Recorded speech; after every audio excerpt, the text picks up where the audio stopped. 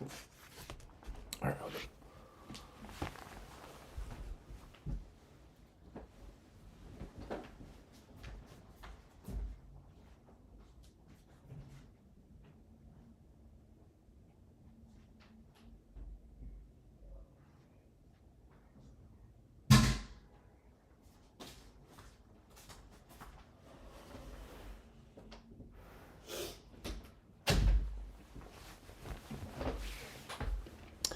Hello, everybody.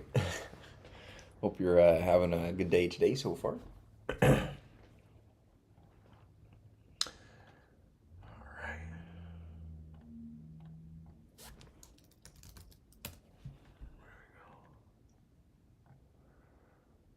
Cool. Hey, Mahan. How's it going, dude? All right, you guys. Welcome back to the stream today. I hope you're having a wonderful day so far. Today's going to be this one was probably going to be a little bit of a quick one. I'll probably come back later on for part two. I'm just coming on stream here to hang out with you guys and get some reading done while my lady friend here is napping. She's taking a quick power nap. So I figured I have a couple, about an hour or so to burn. So I appreciate you guys being here and hanging out with me. We're going to be back jumping into C Programming, A Modern Approach, second edition by K.N. King. We're going to be finishing up the reading portion of chapter 8. So if you guys remember from last stream a few days ago, I had to kind of run out. I had some dinner that didn't really agree with me.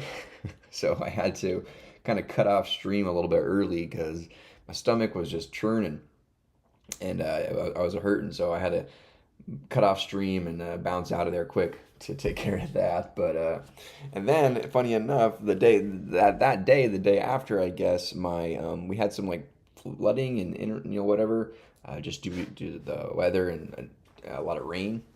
And for some reason, my internet went out. So like my download speed was fine, but my upload speed was super bad, and that's why it was causing my stream to lag a few days ago when I could not get when I was trying to stream and it was not working. So I appreciate you guys, being patient with me while we figured that out. But I got the inner ISP tech to come out here and swap out a little connection piece here and at the router, and we should be good to go. So speeds are back up to normal. We should be good for the stream. So we're going to be back into C Programming, A Modern Approach, second edition here. And we're going to be reading section 8.2 onward and finishing up the chapter here. So let's go ahead and jump down into here. I'm actually really excited because we're starting to unlock a lot of like C ability here. We're starting to really kind of get past the introductory stuff, printing stuff to the screen, and so we can figure out, just conditional logic and looping. We're finally getting into memory and being able to, and data structures and whatnot. We just learned about arrays here in chapter 8, and we're learning about, both one-dimensional and two-dimensional arrays, as well as, a little bit more about memory, which is good because we obviously need more practice with that. Let me go ahead and get to chapter 8 here. Chapter 6, chapter 7, chapter 8. We're going to be right up here, I think.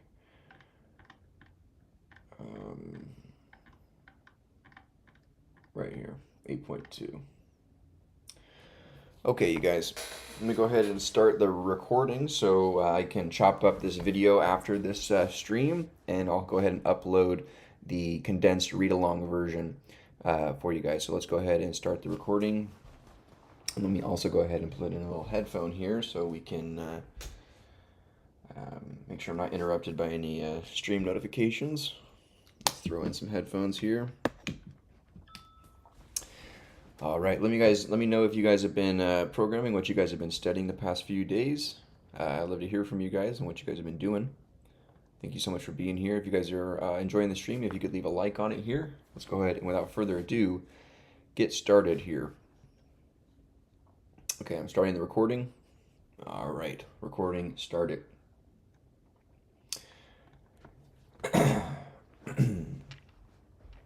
All right, chapter 8.2, multidimensional arrays. An array may have any number of dimensions. For example, the following declaration creates a two-dimensional array, a matrix in mathematical terminology. Int m with bracket 5, bracket 9. The array m has 5 rows and 9 columns. Both rows and columns are indexed from 0, as the following figure shows. So we have this figure where we have 5 rows indexed from 0 and 9 columns indexed from 0 into this multi-dimensional array or grid. To access the element of m in row I, column j, we must write m index I index j. The expression m index I designates row I of matrix M, and m index I index j then selects element j in this row.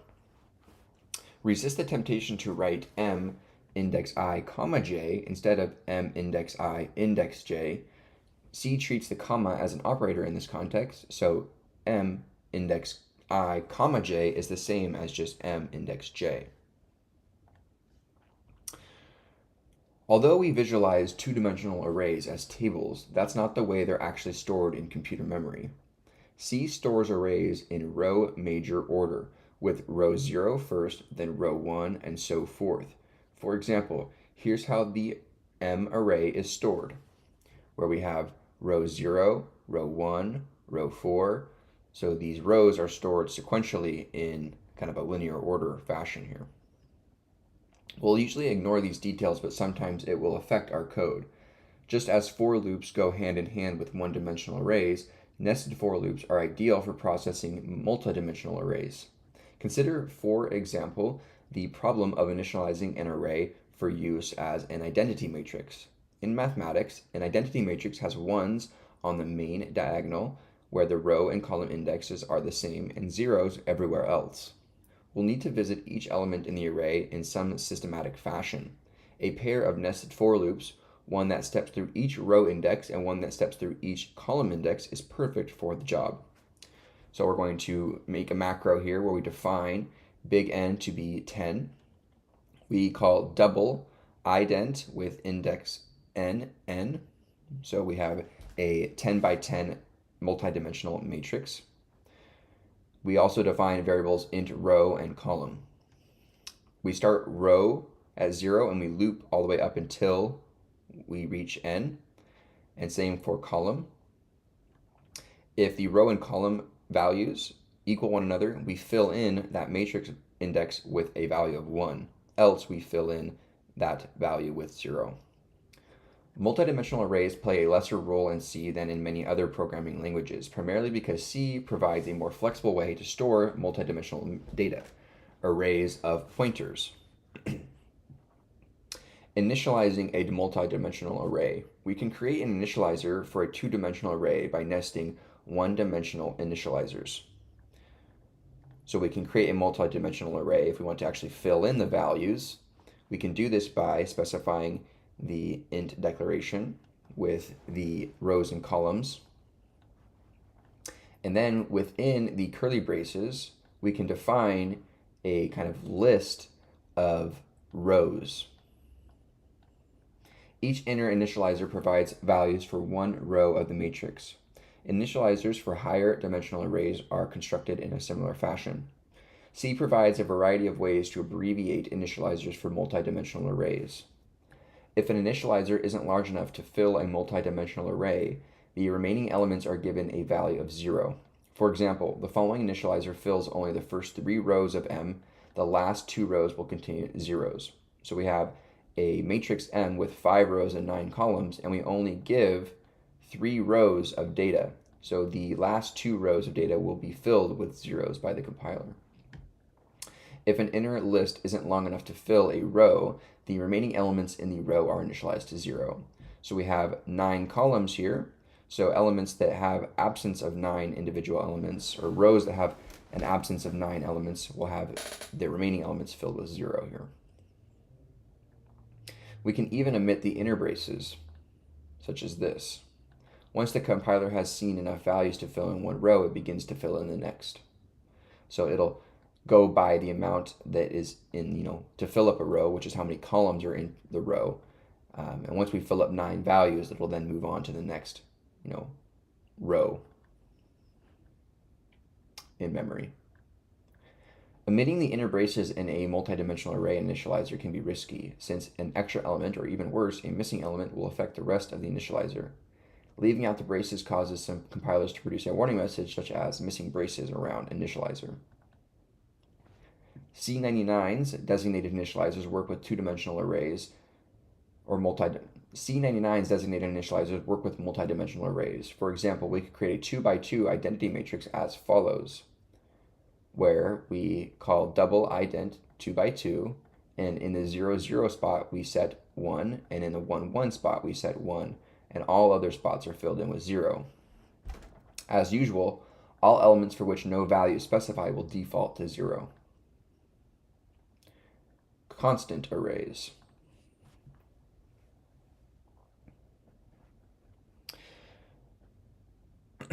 All right, cool. Any array, whether one-dimensional or multidimensional, can be made constant by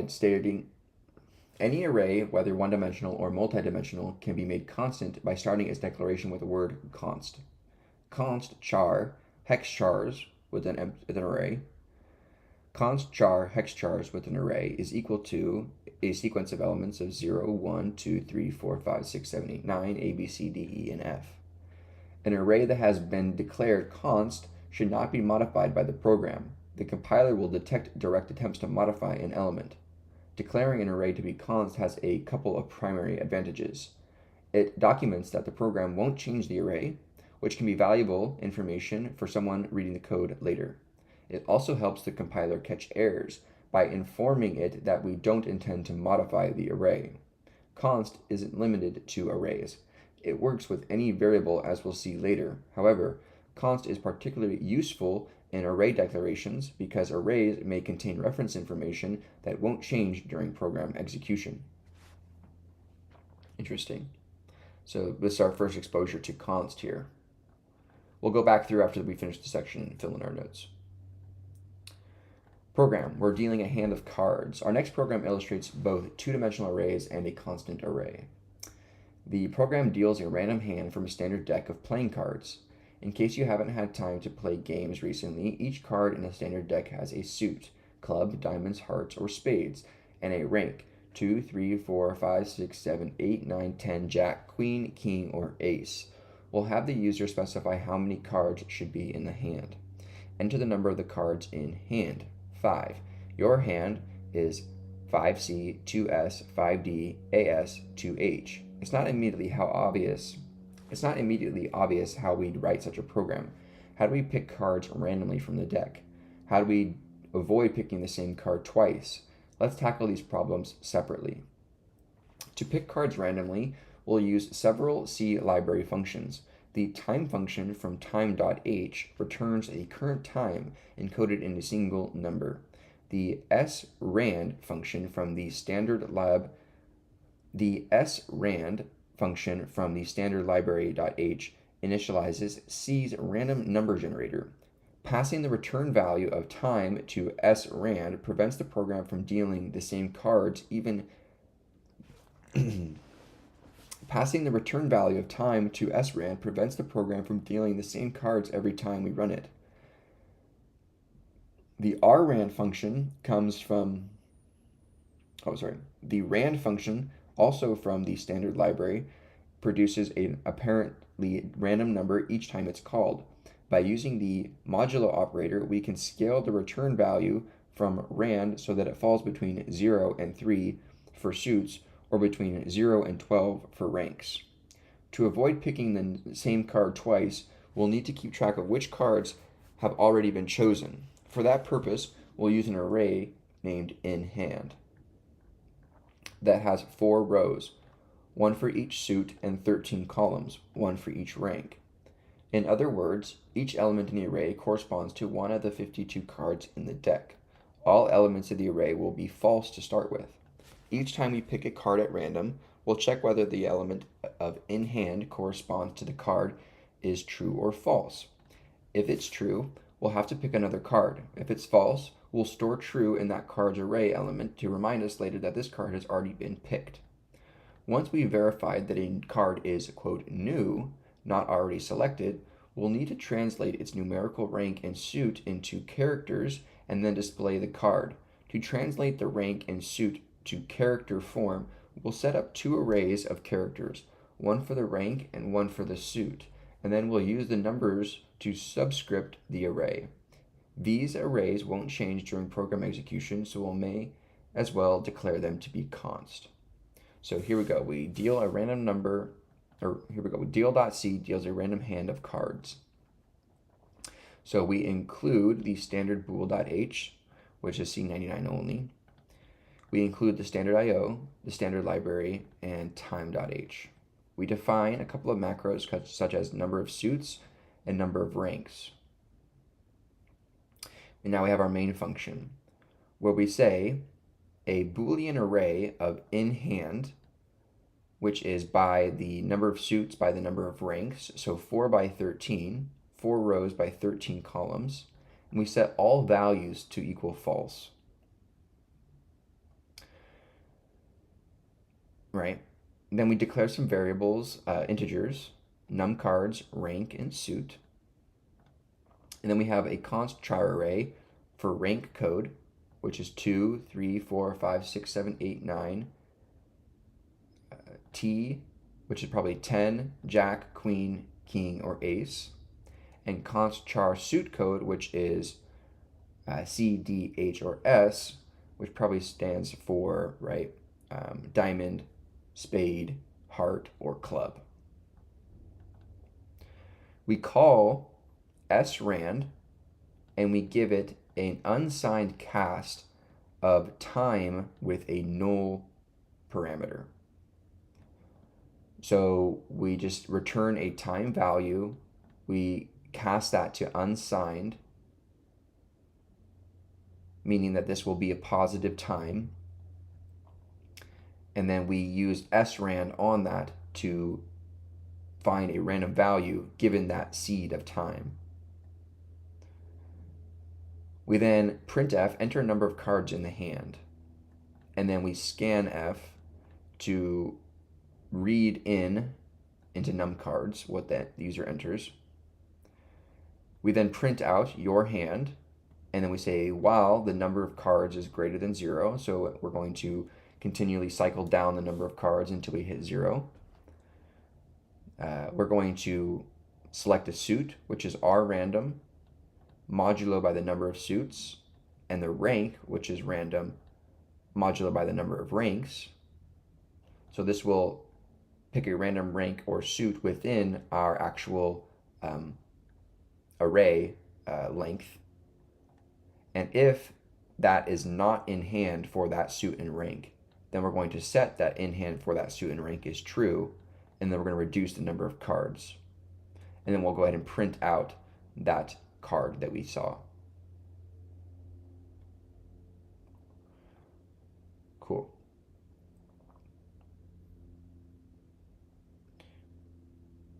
So this part right here is the key part where we use this rand value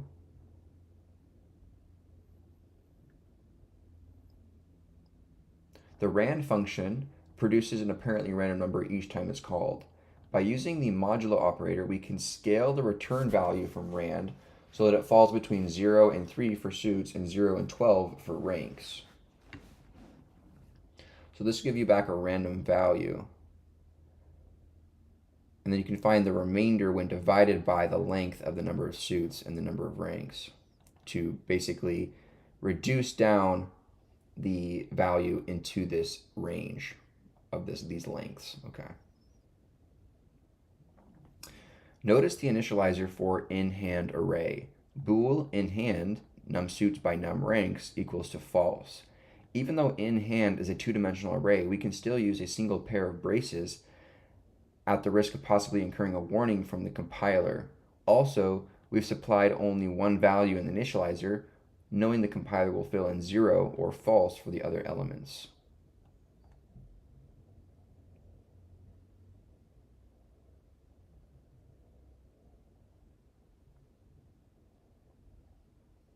Cool. What's up, everybody? How's everybody doing today? What's up, Harry? Welcome back in. Hey, Tim. Hey, Gamer. Uh, what's going on? Gamer Filthy? We still learn Python. We still do Python stuff. We do a lot of our kind of back-end stuff for server-side stuff in Python for our projects.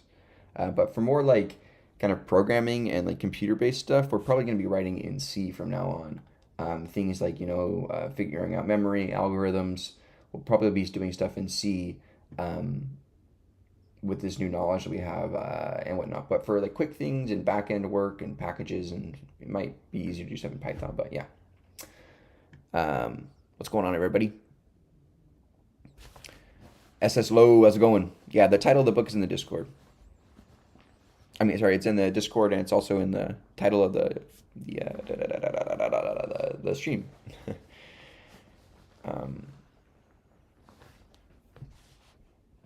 Okay, let's go ahead and go back through and take some notes here on these guys. Okay, so let's just do dimensional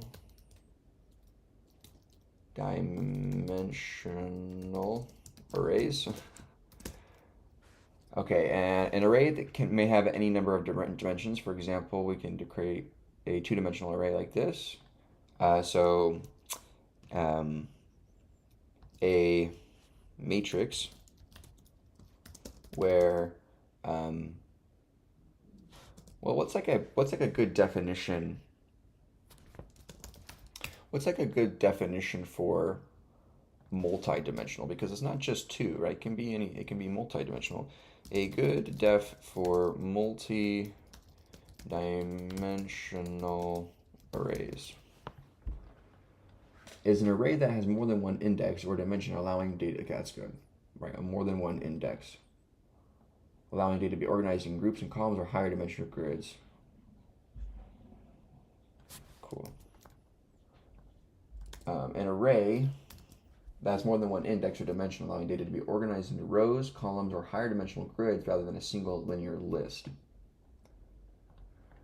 So this is going to be AKA, also known as a matrix, right?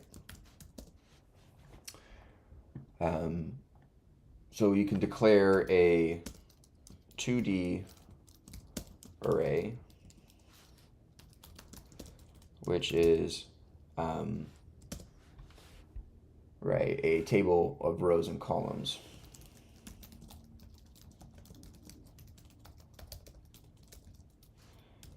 Right. You're not that guy, pal. Let's go ahead and you're not that guy. We'll bring this back out. Thank you so much for the absolutely the sub there. Appreciate you. So we'll do two-dimensional array, a table of rows and columns, and then we'll go ahead and copy this image here. This is how you would declare your array of 2D. So this would have let's do this. We'll go like this. Okay, this will have a array M has 5 rows and 9 columns. Both rows and columns are indexed from 0. And then what we can do is we'll copy this image here, bring this to our notes, like so. Cool. Then if I go here, nice, that looks good.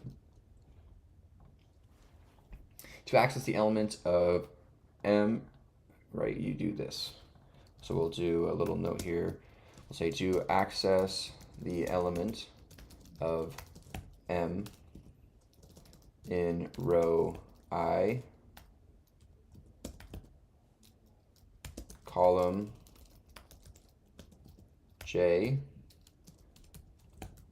we must write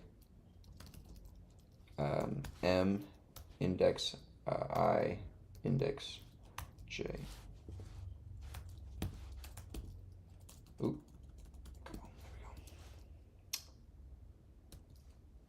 Okay, there we go.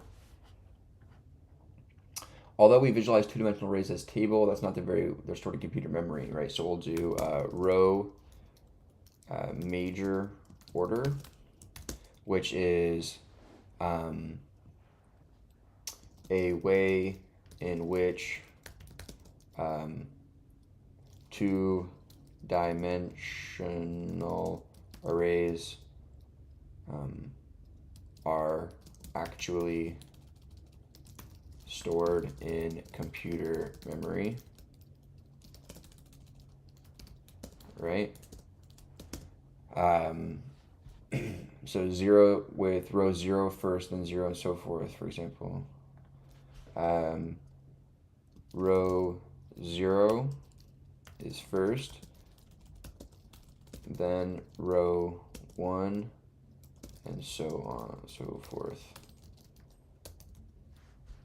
And then I guess we'll take this example out of the book here, copy this, boom, right here. Nice.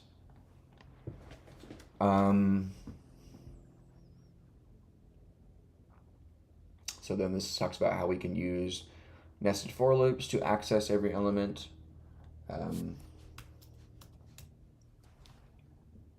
Which is fine, we don't really need to go over that. Okay, here we go. Let's do here. Initializing a multi-dimensional array. Oh boy, lots of spelling here. We can create initializer for two-dimensional arrays by nesting one-dimension initializers. So we'll do nesting one-dimensional initializers. Jeez Louise. And then we'll take this here.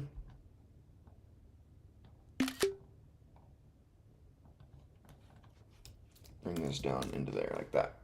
Cool. And then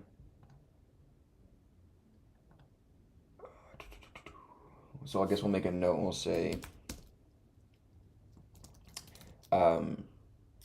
rows absent from the initializer will be filled in automatically with zeros as the row elements.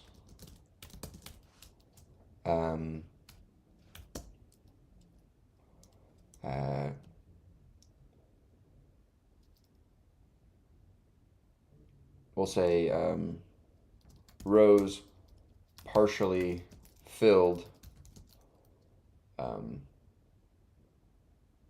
when initialized will be filled in automatically with zeros as the row elements. Something like that.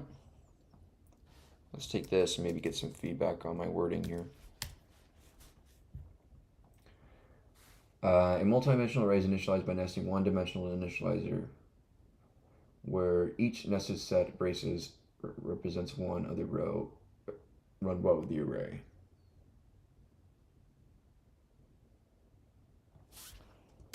Okay, so yeah, nesting one row initializers. We'll say by nesting one-dimensional initializers, where each nested set of braces represents one row of the array. And then we have this. Each inner brace corresponds to a row of the array. Each inner brace corresponds to a row in the array. Rows that are not explicitly initialized. Rows that are not explicitly initialized are automatically filled with zeros. Rows that are partially initialized will have the remaining elements filled with zeros. We'll just take these. I like those. Okay.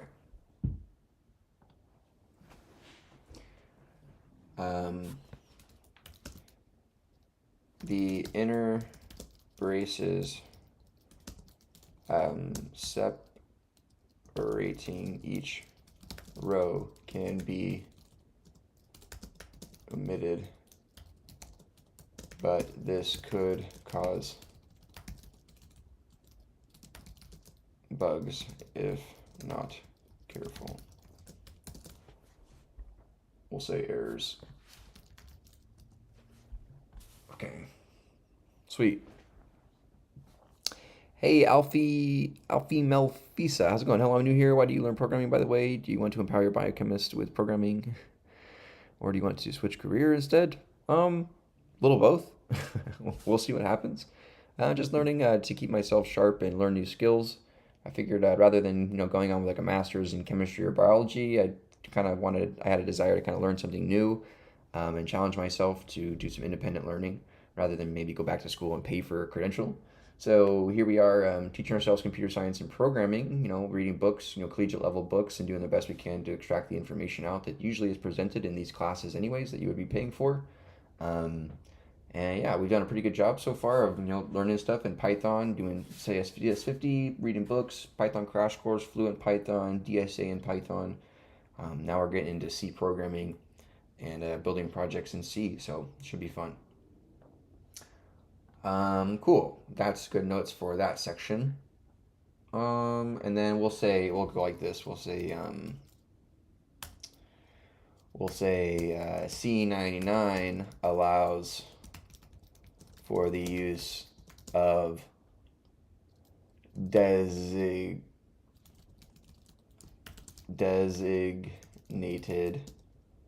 initializer,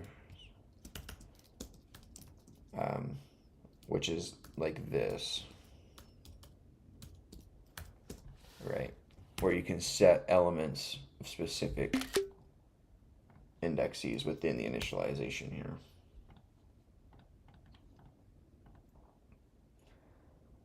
Okay, cool. Now, constant arrays. Let's get some definition here for constant arrays.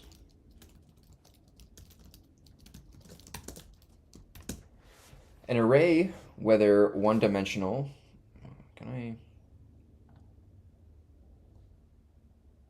whatever. Hey, what's going on, Mohammed? How's it going? Appreciate you. C is the best to know how the computer works. It's good fundamental language, but Rust has so much magic that's hard for a newbie to learn. Yeah, I figured, I wanted to learn C because I wanted to really be able to talk to the computer, figure out what was going on a fundamental level, on an architectural level, on a hardware level. Yeah, so we're really trying to dive deep and expand our knowledge here. Okay, constant arrays. An array, whether one-dimensional or multidimensional, can be made constant by declaring const. An array that has been declared const should not be modified by the program. The compiler will detect early attempts to modify. Okay, here we go. An array that has been declared const should not be modified by the program. We'll detect it. Cool. And then we'll make a little note here, and we'll take a screenshot of this. Paste that there. Declaring an array to const has a couple of primary advantages. Documents it won't be changed. Isn't limited to arrays, as we'll see later. I will say not only limited to arrays.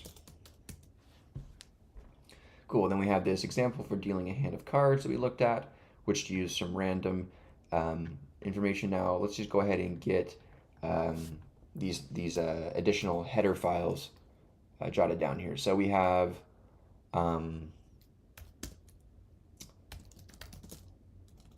time.h,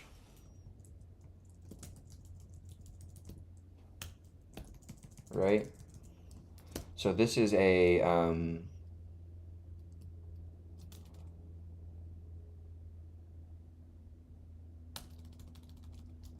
I guess we'll do this time function, and we'll say a function from the time.h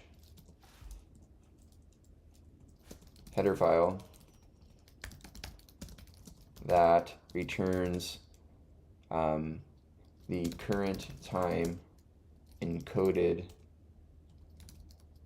in a single number.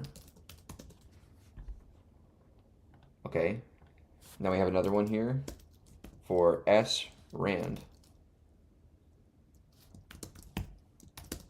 right? So a function from the standard library .h header file that initializes, sees a random number generator. The srand function passing the return value of time to srand prevents the program from dealing the same card. Okay, so then we'll say you can pass the return of time as a unique seed for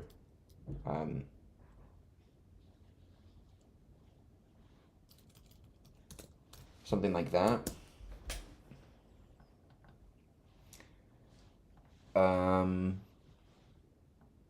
And then the random function, so then we just have a random,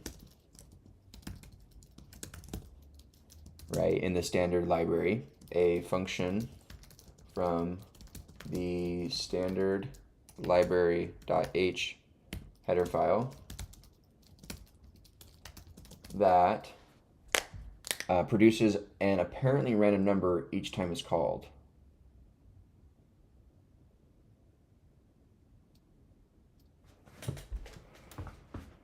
So why are we using srand and rand? So rand just gives you a random number, and then we scale that number down into here.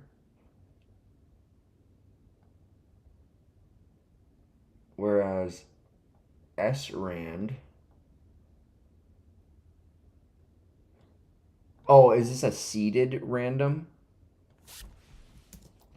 Does the S in srand stand for seeded random? Yes! Figuring it out. Let's go. All right, so conceptually, you seed the random number with this value. Okay, so we'll say seed here. Initializes the random number generator given a seed value, right? Using the same seed produces a sequence every time using a different seed. So you can do time null.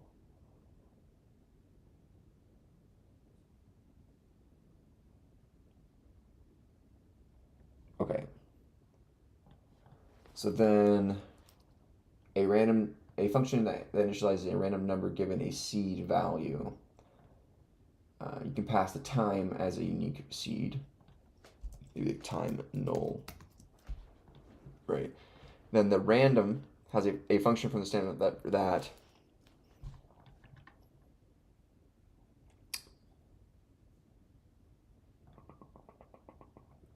apparently produces a random number each time it's called.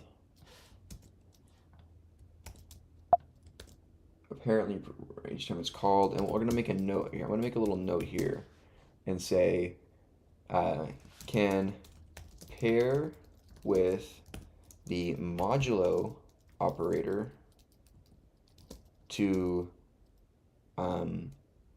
scale the random value to a desired range when modulo by the length of the array. Something like this. When rand modulo length of the array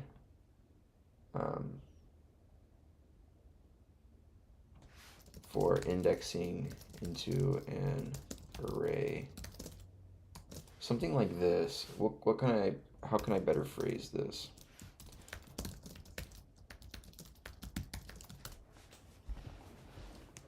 A function declared in the standard library header that generates a pseudorandom integer each time it's called. Okay, we'll take this as pseudorandom integer that generates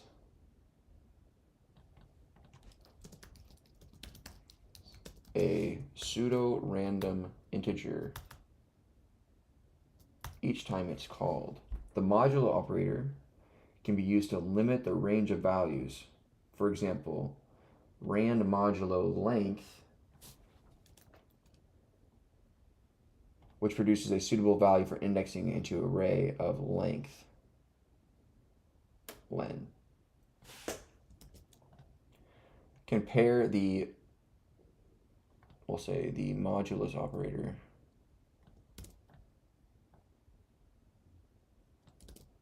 can be used to limit the range of values. For example, this for indexing, which produces valuables. Nice. Yeah, so the modulo operator can be used to limit the range of values. For example, this, which produces a value suitable for indexing to an array of length len. Cool.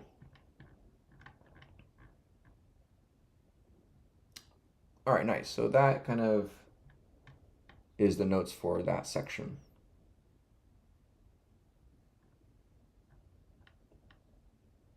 Cool. Let me go ahead and we'll go ahead and do 8.3, which is variable length arrays.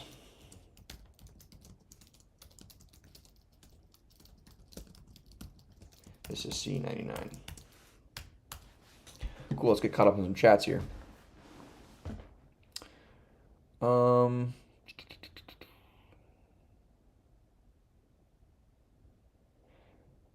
Been a minute since I tuned in. Seems like we both got interested in lower level programming. I've been trying to get cracked at C++. Nice.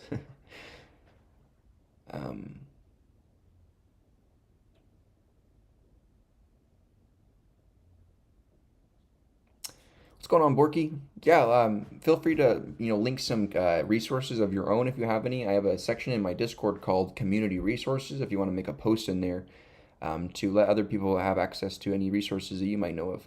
So feel free to post in there.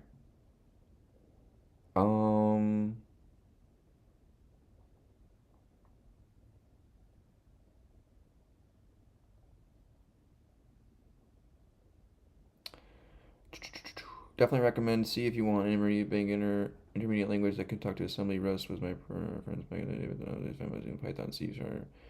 You understand the calls that was in our one language, you can use it just any syntax after that. Exactly, yeah, that's kind of what I'm doing here, and C was kind of a way for us to do that kind of simply because of C's simple syntax, I guess, right? Rand is a bad example nowadays. It's a parent random number generator. It's been broken with extended observation, so it's considered insecure. Interesting. What's going on, Harry? Welcome back in, dude. Comp sci student here after taking ASM and C++ data structures. Keep your head up. Thanks, dude. Appreciate you for joining me.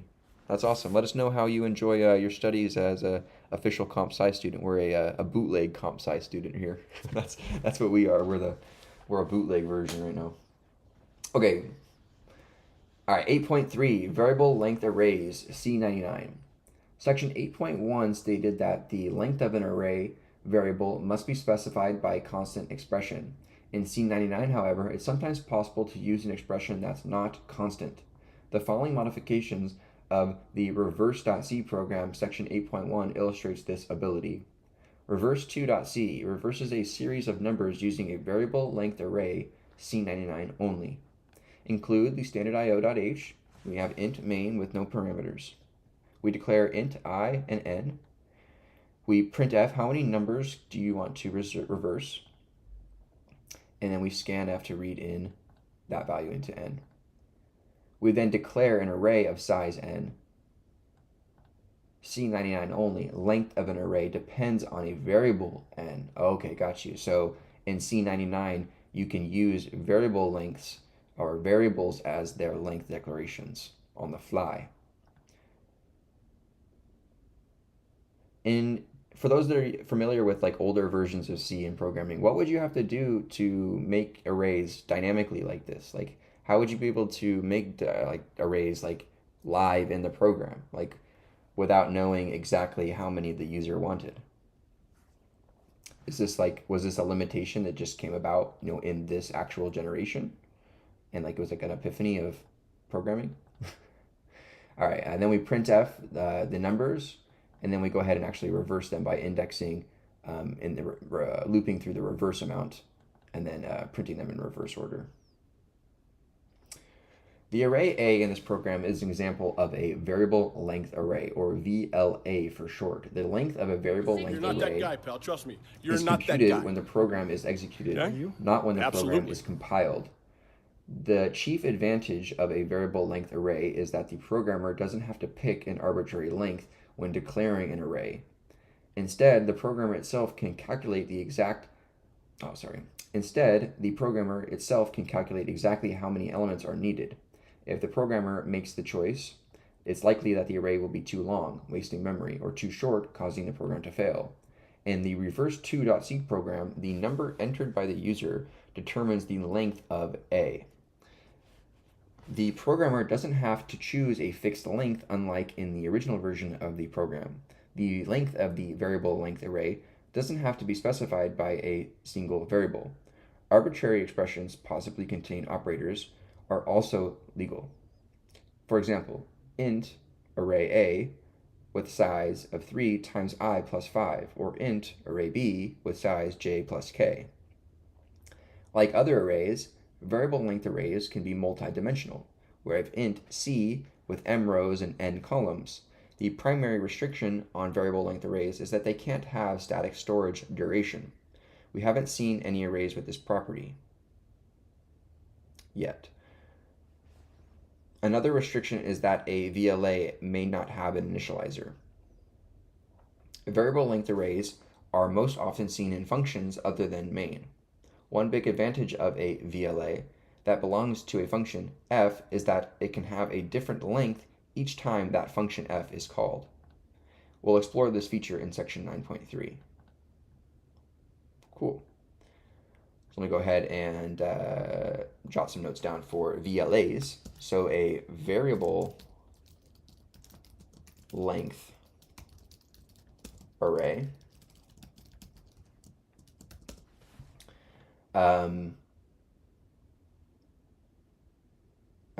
using the use of an expression that's not constant to declare. Okay, the use of an expression that is not constant to declare the length of an array when initialized.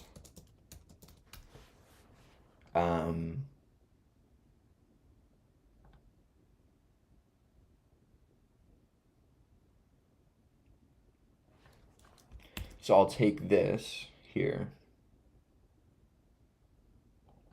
Or actually, we'll just go like this. Let me take the actual int declaration here, and then up to here. Be like that. Copy this image. Paste that there. Cool.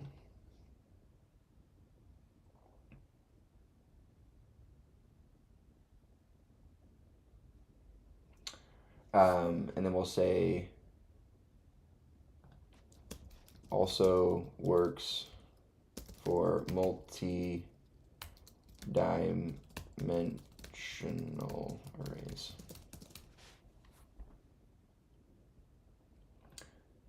So primary restriction, VLAs can't have static storage duration. Something like this. VLAs can't have static storage duration, and that they may not have an initializer.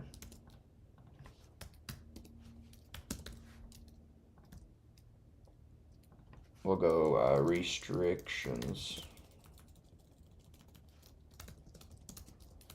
Post that like that. Cool. So VLAs can't have static storage duration. Haven't seen yet with arrays. We'll say haven't seen.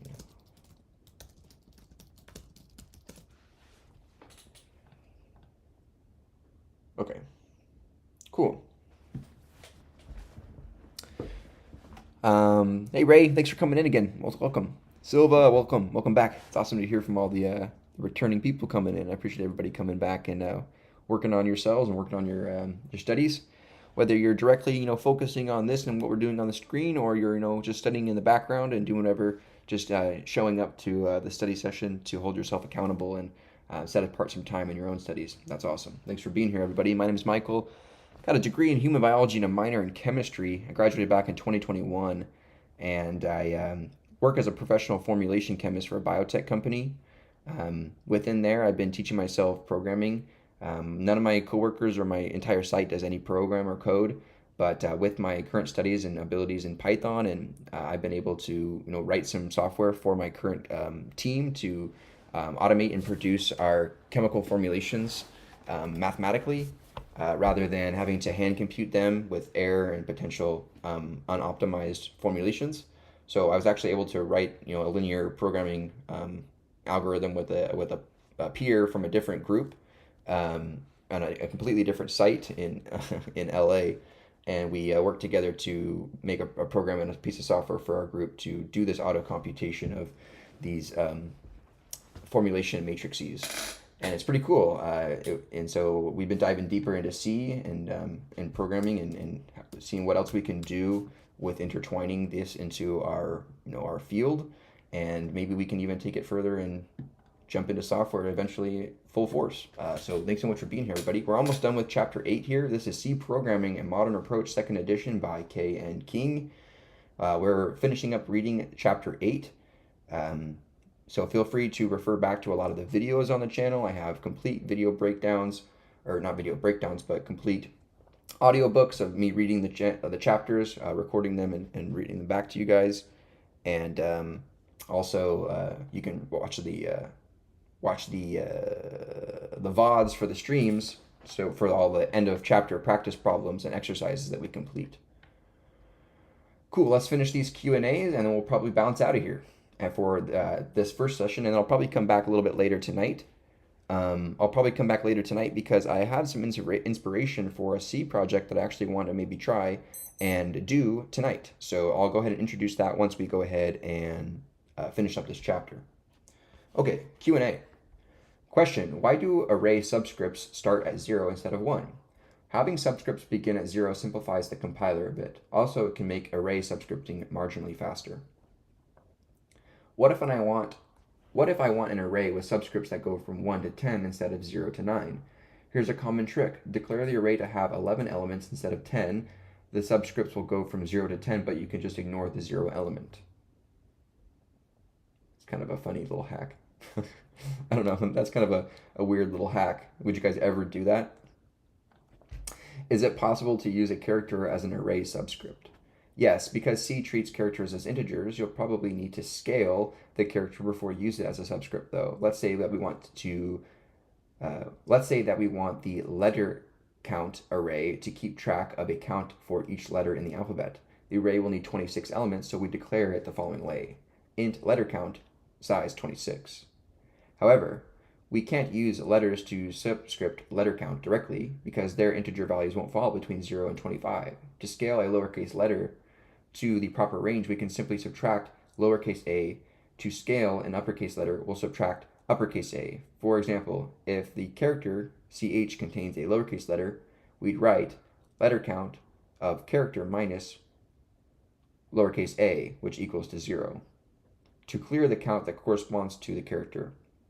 A minor caveat, This technique isn't completely portable because it assumes that the letters have consecutive codes. However, it works with most character sets, including ASCII. It seems like a designator initializer could end up initializing an array element more than once. Consider the following declaration. Int array A is equal to 4, 9, 1, 8. Index 0 is equal to 5 and 7. This declaration is legal, and if so, what is the length of the array? Yes, the declaration is legal. Here's how it works. As it processes and initializes our list, the compiler keeps track of which array elements is to be initialized next. Normally, the next element is the one following the element that was last initialized. However, when a designator appears in the list, it forces the next element to be the one represented by the designator, even if that element has already been initialized. Here's a step-by-step look about how the compiler will process the initializer for the array A. The 4 initializes element 0. The next element to be initialized is element 1. The 9 initializes element 1. The next element to be initialized is element 2. The 1 initializes element 2. The next is to be element 3. The 8 initializes element 3. The next is to be element 4. The index 0 goes back to the first element, causes the next element to become 0, so the 5 initializes element 0, replacing 4 previously stored there. The next element to be initialized is element 1. So 7 becomes 1, replacing the 9 that was previously stored there. The next element to be initialized is the element 2, which is irrelevant since we're at the end of the list. The net effect is the same as if we had written this, which is a length of 4. So wherever the declaration appears, it will actually restart the initialization order, right? So we initialize index 0, 1, 2, and 3 here. We have an initializer declaration within this from C99, which casts or declares the value of 5 to be override the value at index 0, and then we then continue forward from that point. So 7 gets declared as or overrides the index 1 value. So our total array becomes 5, 7, 1, 8. Yes. Interesting. I didn't know that. That's a pretty cool. I thought it would. My first instinct was to think, okay, it just goes back and overrides this one and then keeps going. But no, it goes back and keeps going from that backfill. Interesting. Question. The compiler gives me an error message when I try to copy one array into another by using the assignment operator. What's wrong? Although it looks quite plausible, the assignment A equals to B, A and B are arrays, is indeed illegal. The reason for its illegality isn't obvious. It has to do with the peculiar relationship between arrays and pointers in C, a topic we'll explore in Chapter 12. The simplest way to copy one array into another is to use a loop that copies elements one by one. Another possibility is to use the memcopy or memory copy function from the string.h header. Memcopy is a low-level function that simply copies bytes from one place to another. To copy the array B into array A, use memcpy as follows. Memcopy A B size of A. Many programmers prefer memcopy, especially for large arrays, because it's potentially faster than an ordinary loop. What exactly makes looping and faster slower than some of these built-in functions? I know that obviously looping in Python is potentially slower than some built-in Python functions because those built-in Python functions were written in C. But do some of these built-in C functions are then correspond directly to like assembly? And so we don't have, by like having custom loops that then are compiled down into assembly, this doesn't have to have any compiling because it's already been I don't know exactly how that would work. How does that further nesting even go of speed? Does anybody know? Question. Section 6.4 mentioned that C99 doesn't allow a goto statement to bypass the declaration of a variable length array. What's the reason for this restriction? The memory used to store a variable length array is usually allocated when the declaration of the array is reached during the program execution. Bypassing the declaration using a goto statement could result in a program accessing the elements of an array that was never allocated. Cool. All right. And now we're on to the exercises here. So that wraps up chapter 8 for the reading portion. Awesome. Got some really good notes here. So on variables, one-dimensional arrays in 8.1, multi-dimensional arrays in 8.2, variable length arrays in 8.3. Awesome. Sweet, let me wrap up the recording here. Cool. All right, you guys, thanks so much for being here. This was chapter 8 of C Programming, A Modern Approach, second edition by K.N. King. I really appreciate you guys joining me. And hanging out with me for this reading. If you guys would like access to my notes, they can be found in the GitHub repo linked down below, completely live and for free. You guys can also get access to the live stream through the VODs, where you can see me read the entire chapter live and complete the exercises and post-chapter programming projects. So if that sounds like something you're interested in, please check out that. Cool. Thanks so much for being here, and I'll see you guys in the next one. All right, cool. I'll stop the recording there. That was just the recording. Nice. Awesome. Cool. Thank you guys for bearing with me while we did that. I'll go ahead and chop up that recording tonight.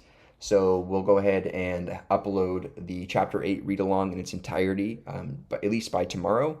So make sure you guys be on the lookout. If you guys are commuting to work or whatever, it's a great opportunity to throw in some headphones and just listen to the chapter back as I read through it without any stutters or any breaks. So it's just a great opportunity to get some more exposure to the content. Cool. So I wanted to talk to you guys about a project that I want to do in C. So I watched this video. There's this guy I've been watching lately. He's a young guy, and he's really smart. And I've been really enjoying some of his videos. Let me see if I can find him here. Where is he? Come out, wherever you are. Oh, I don't think I subscribed. Shoot, my bad. See if I can find him in my recommendations here. I know I want to see.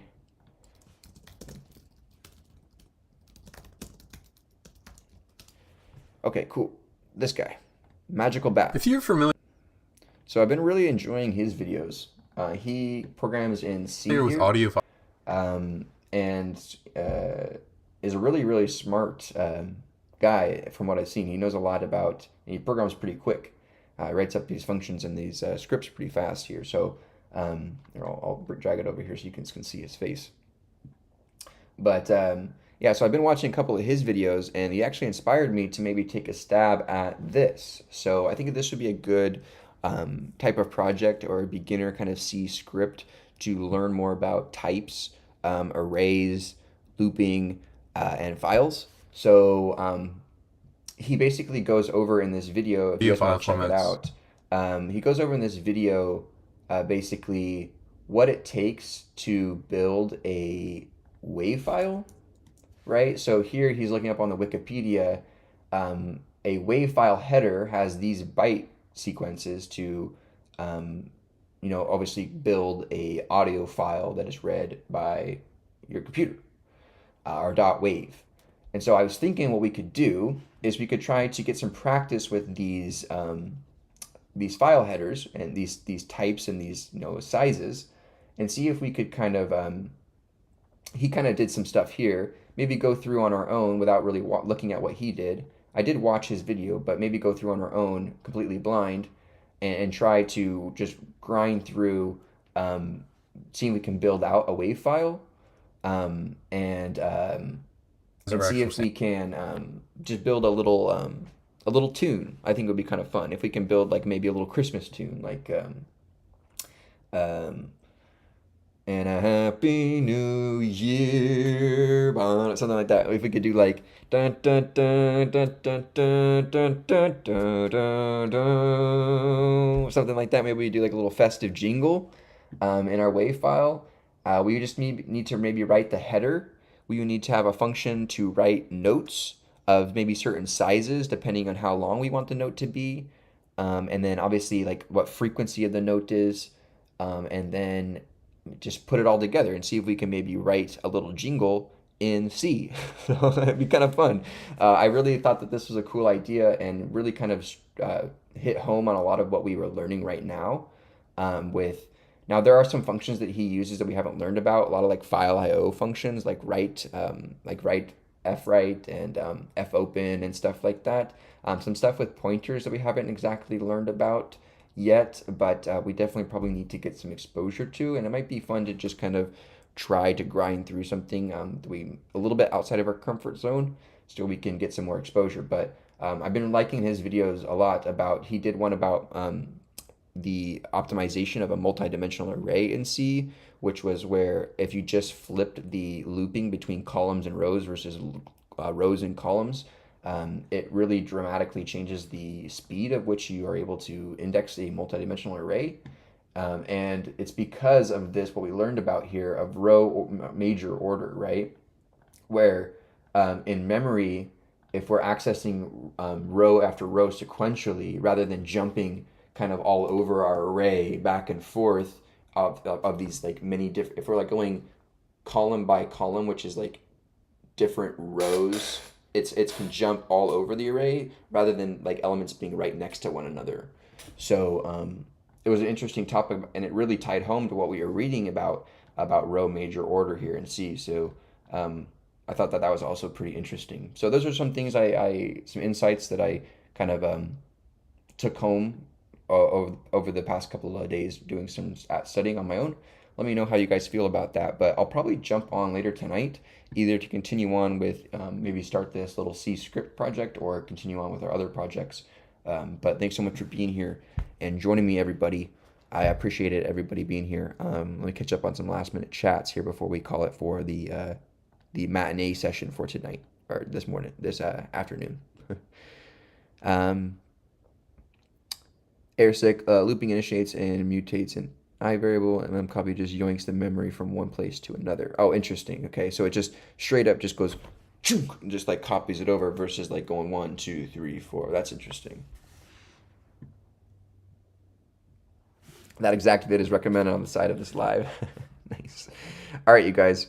I'll be back probably later tonight to continue on, but this was awesome. We were able to wrap up chapter 8 today. Moving on, we'll pick up some exercises next time for the end of chapter 8. Let's go ahead and maybe read one of the exercises to see what we're kind of dealing with here. Really quickly. Chapter 9, chapter 8, here we go. Here we go. Let's see. This says, we discussed using expression in this to calculate the number of elements in an array. The expression this, where T is the type of elements, will also work. Okay, just some conceptual stuff. Cool. All right, you guys. Let's go ahead and push up our notes, and then we'll be done. Git add here, git commit. Finished chapter 8 reading. And we'll push that up. All right, you guys. Thanks so much for being here and hanging out. I'll see you guys a little later tonight where we'll continue on with our studying and probably write some C code. So see you guys later tonight. Peace out.